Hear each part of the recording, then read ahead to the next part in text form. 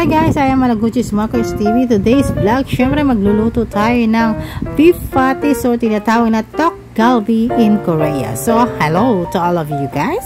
This is our ingredients today: beef and pork ground. Ayan, ground yung giniling. Ayan, patiktikin po yung ating mga giniling, tanggalin yung excess na tubig niya or yung dugo niya. So, yan, nakatiktik siya sa ating streamer. Ganyan po dapat ang gagawin. And then, we need one onion, leek, and then pepper, black pepper, sugar, garlic, soy sauce, and then soy sauce for the black soy sauce. Ayan, oyster sauce, sesame oil, and mirin, and then palm oil. Ay, palm syrup. Ayan. And then, the tinatawag natin na glutinous rice flour. Ayan, glutinous rice flour. Ayan ang ating mga ingredients. So, we need to cut the leek like that, guys, like that, in a small tin, like a tin one. Ayan, you need to cut like that. So, ayan, yung pinong-pino siya. So, kailangan ng pinong-pino kasi kailangan siya dun sa ating beef na mapino siya. Hindi kailangan ng malaki yung kanyang mga hiwa kasi makikita sa ating beef patties. So, kailangan visible siya sa ating beef. It's visible. And then, so, like that. So, nakikita niya. And then, after that, kung ano ang gayat ng ating leek, ganun din yung onion natin, guys. So, konting gayat lang, guys. And, ang ating onion is very, very, very powerful po. Kanyang, masakit sa mata, yung kanyang tumatalsik na mga liquid dyan. Yun yung masakit sa mata. So, allergic tayo dyan. So, ayan. If napapansin nyo naman pag naghihiwa kayo ng mga onion, napapaluha kayo, yun, nayasin niya tayo na yung, hindi ko alam kung ano yung tawag doon sa na yun. So, yun yung nakakapagpaluha sa ating mata. Nagiging sensitive tayo about that. Kasi yun kanyang powerful ng onion. Siyempre, fighting against cancer, against cancer sa mga yan. So, kailangan natin kumain din ng onion. So, ayan.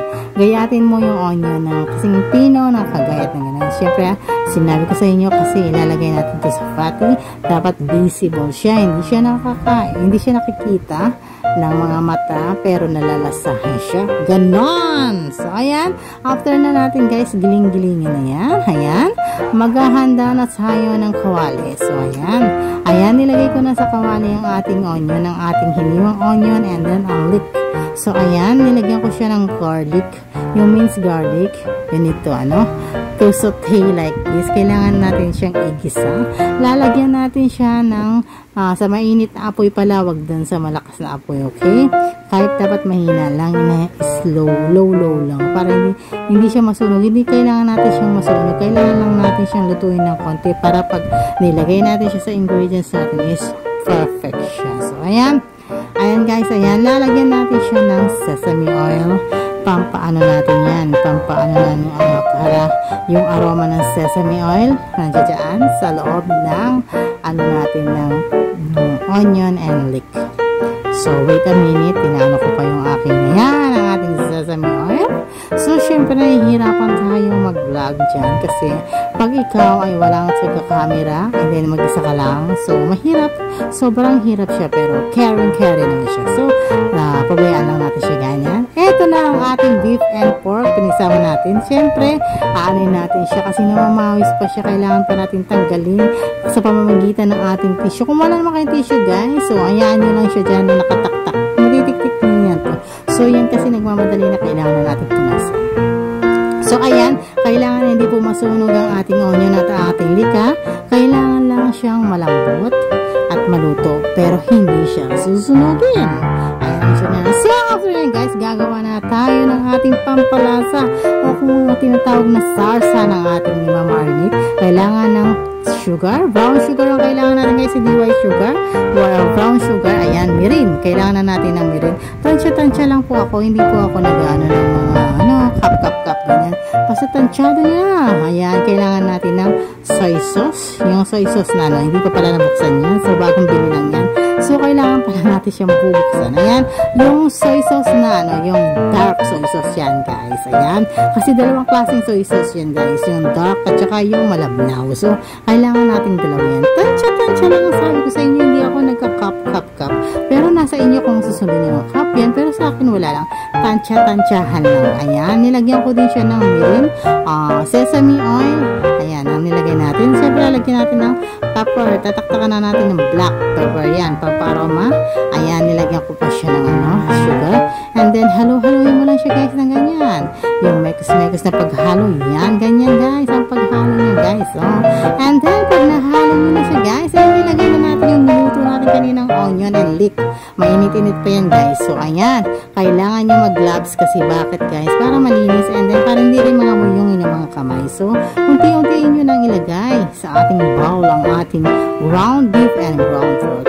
Ang ginamit ko pala dyan, guys, ay 450 ground pork and then 500 3/4 ba yun?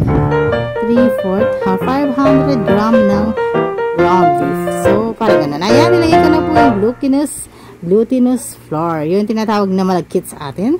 Yung malagkit na flour. Parang ginagawa sa atin ano yan, yung ating ginagawang buchi-buchi. Yan, pwede yan, guys. Ayan, haluin na. Bakit glutinous flour ang gagamitin natin?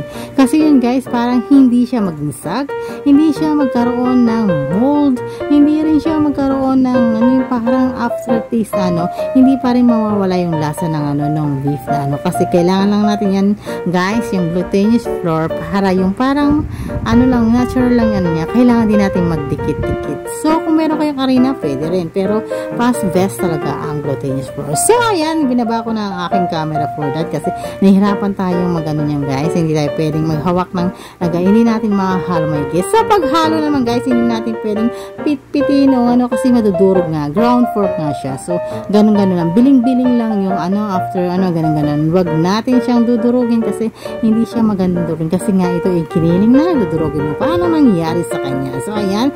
Ayan ang aking mga braso yung lumalaki na sa aking paggiling-giling na yan, guys.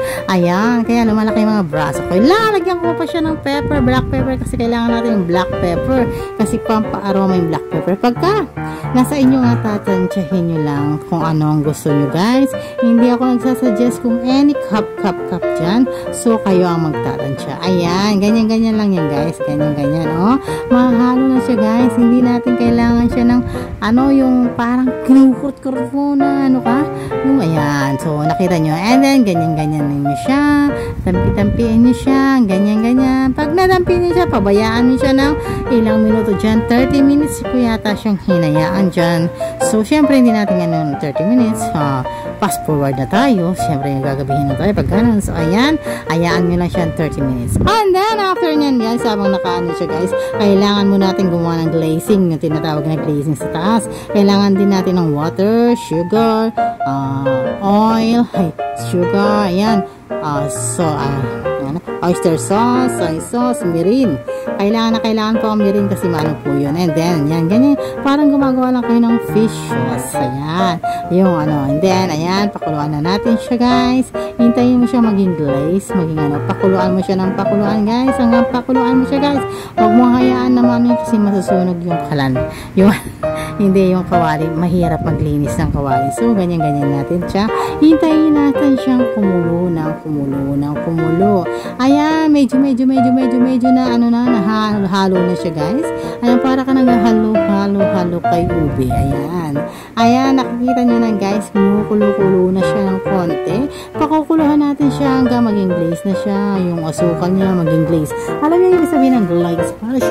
Masarap siya, guys, pag ganyan. So, ayan, kailangan lumapot siya ng konti. So, ayan, natatandaan niyo yung aking mga ingredients. Ilalagay ko din siya sa aking description box, guys. So, before that, guys, please subscribe sa my channel, Malago Chismakers TV. Syempre, ayan, guys, mag-aano na tayo, guys. Magmo-mold na tayo ng ating beef patties. Hindi pa lang siya beef patties kasi meron siyang beef and pork patties. patis, pinagsama natin siya. So, ayan, mag-mold na tayo guys. Ayan. Tignan nyo ang pagka-mold niya. Hindi siya naghihiwalay because of the ingredients na ginamit natin. At saka guys, yung glutinous flour. Yun. Konti lang siya, diba? Pero maano siya. So, ganyan siya kaano guys. Ayan, pakikita ko sa inyo mamaya kung paano ang itsura niya. Kung binilog mo guys yung patty. So, kung mahilig kayong kumain ng mga burger sa labas, so make sure na gumawa na lang kayo nito para talagang alam yung beef and pork talaga ang laman niya. Hindi yung ayoko na magsalita. Ayan guys, napakasarap niyan guys. So, ayan, kasi purong beef and pork po talaga yan guys. At saka malinis kasi pagkagawa mo, diba? So, ayan, marami akong minomold dyan kasi ang gagawin natin guys ay parang party ka nun. Hindi naman masyado. So, iset aside ko pala yung konti kasi papakita ko sa inyo kung paano ang pagprito. Ayan, ang aking nagawa is 6 pieces. So, may natira pa doon guys. Ayan, ang magagawa natin 10 pieces. Ayan, magpiprito na tayo. Kailangan muna natin initin ang ating kawali guys. Ayan, yung kung anong kawali ginawin natin kanina, yung pa rin gagamitin natin. Huwag kayo mag-aksayado kasi isa lang naman ang pinaglutuan yan, diba? Ayan ang itsura niya guys. Painitin natin ng konting oil lang gagawin natin. Bakit konting oil? Kasi itong pan na to is sticky, non-sticky pan siya. Ayan yung kagandahan sa mga pan na konti lang talaga ang mantikang kinakain niya. So ayan, nilalatag ko na pala ang aking nagawang beef and pork patties. Ayan. So ayan, pipindutin mo lang siya konti-konti sa taas. Tingnan nyo, hindi siya naghihiwalay, diba? Kasi ngayon sinabi ko sa inyo yung magic trick ng glutinous flour at yung mga ano niya. So, ayan.